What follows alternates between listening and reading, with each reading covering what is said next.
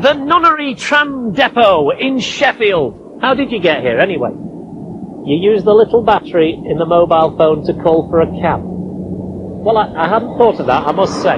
You know, Sheffield has been famous for donkey's years for making things out of steel. Dirty, great big things and little things that you might have about your person. In fact, empty your pocket, we'll see what you've got. See if there's anything that might be appropriate for Sheffield. A torch. Your pocket. Protective mask.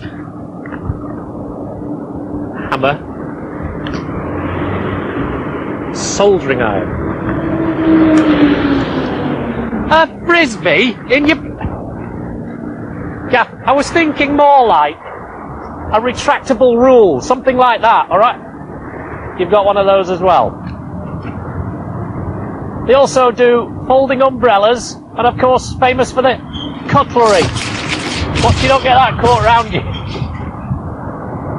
Shall we go and have a look at the trams? Right.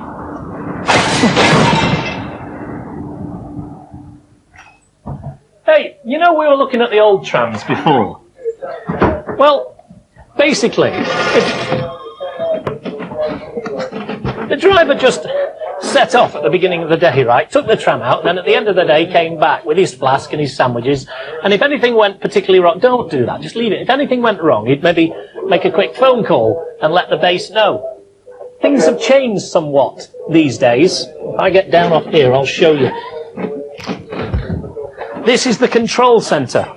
They know where every tram is. They can talk to every tram. They can change it. They can move it. They can do all sorts. This is where they talk to the drivers. That's the computer that sorts out the connection with the drivers. This super little machine here shows you where all the trams are, all the different coloured spots, and it updates itself. There you go, it just updated itself there, shows them moving. This is clever. This is urban traffic control. Every city has one of these. This is what controls the traffic lights. But with this system, they can override those traffic lights and make sure a tram can get through. Don't. Another one showing where the trams are. This speaks to the maintenance people, and that big one over there shows the power. So you can turn off any part of the power supply at any time you like. There you go. The control centre. What? You want to drive one? Do you really think these guys would let you do that?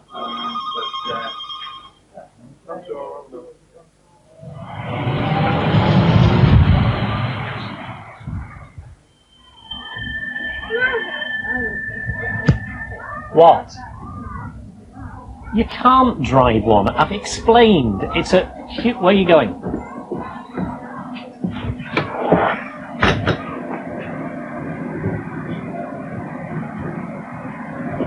You want to know how it works? Okay. I have to hold down this safety device on the handle and then push it forward, and that gives me power.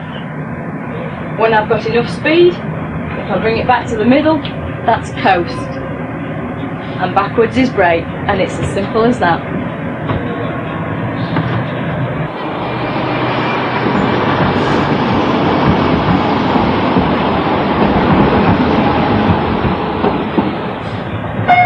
Stop at a cliff.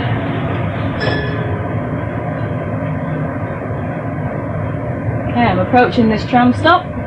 I'm not going to stop, I'm going to go straight through, so I want that signal in front of me. I press that button now, and then I should get my signal right in front of me to allow me to go.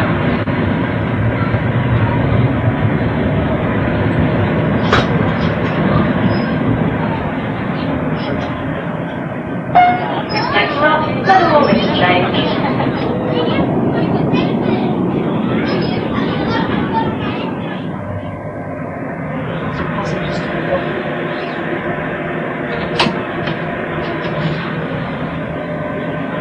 Once the doors have opened, watch everybody getting on and off. When they're all on, and I close the doors.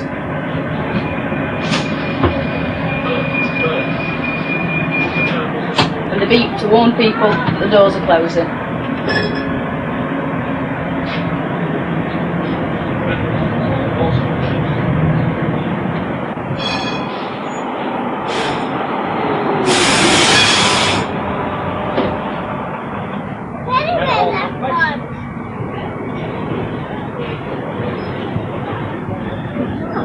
Yeah. And then, yeah, that's right. Utterly fascinating. Presume she didn't let you touch the controls. Good.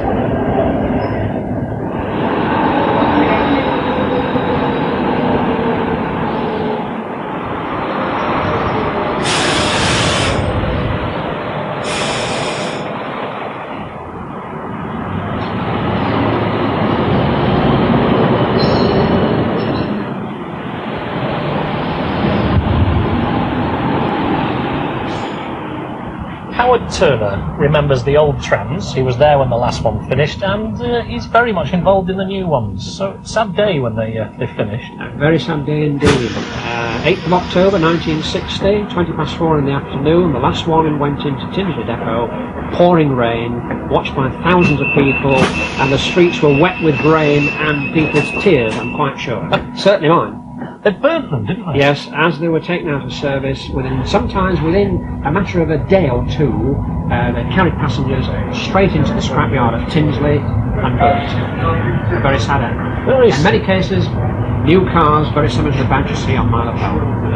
They were new and they burnt them still?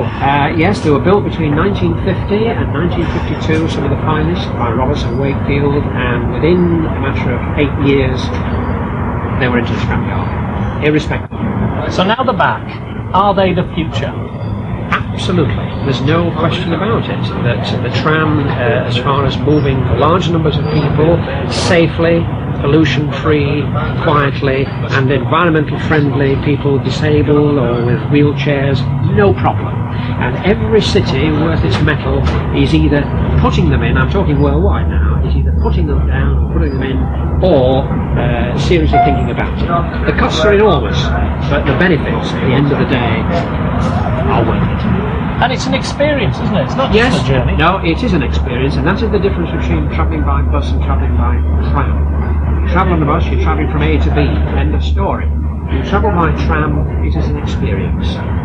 You feel more confident, you're safe, there's people around to look after you if need be, and of course mobility around the tram. Yes, it's a very confident feel when you travel by tram. And it's good, isn't it?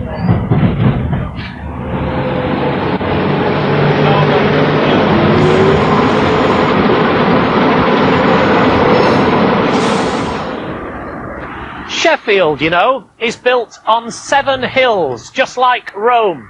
Hills, normally, a bit of a problem. For these trams, not at all. They shoot up and down them. This hill is 1 in 10, or a 10% gradient. And they fly up it. There you go. The A to Z of trams, done. Finish. Dust it. What? There's the T for tram. Oh, I didn't tell you where the name tram comes from, did I? Well, it comes from the lower Middle German and Dutch word tram with an E on the end, which means shaft of a truck.